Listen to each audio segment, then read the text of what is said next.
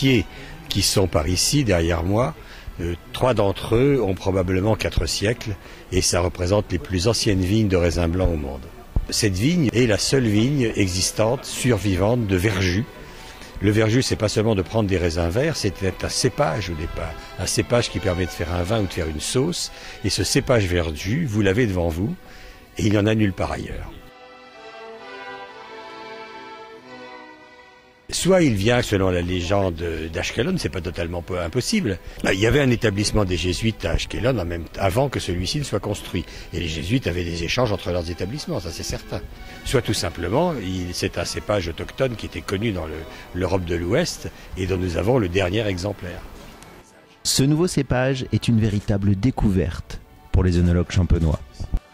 Ce verjus, nous ne le connaissions pas, nous l'avons découvert, je dirais, au fil des recherches scientifiques qui ont été faites de recherche ADN. Alors le vin, on l'a à peine goûté aujourd'hui.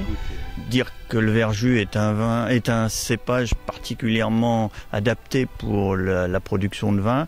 Il semblerait que tout au temps du Moyen-Âge, il ne servait pas principalement qu'à ça. Il servait, comme le disait Thierry tout à l'heure, à réaliser des sauces et des exhausteurs de goût pour la gastronomie de l'époque.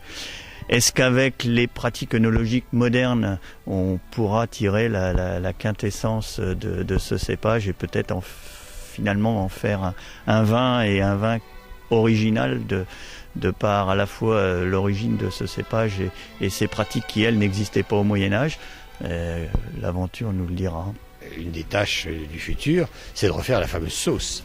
Cette fameuse sauce qu'on trouve dans presque un tiers des plats au XVIe siècle, puis qui va disparaître 2 siècles plus tard. Sauce acidulée qui devait aussi être un antiseptique et qui était, paraît-il, bonne pour la santé.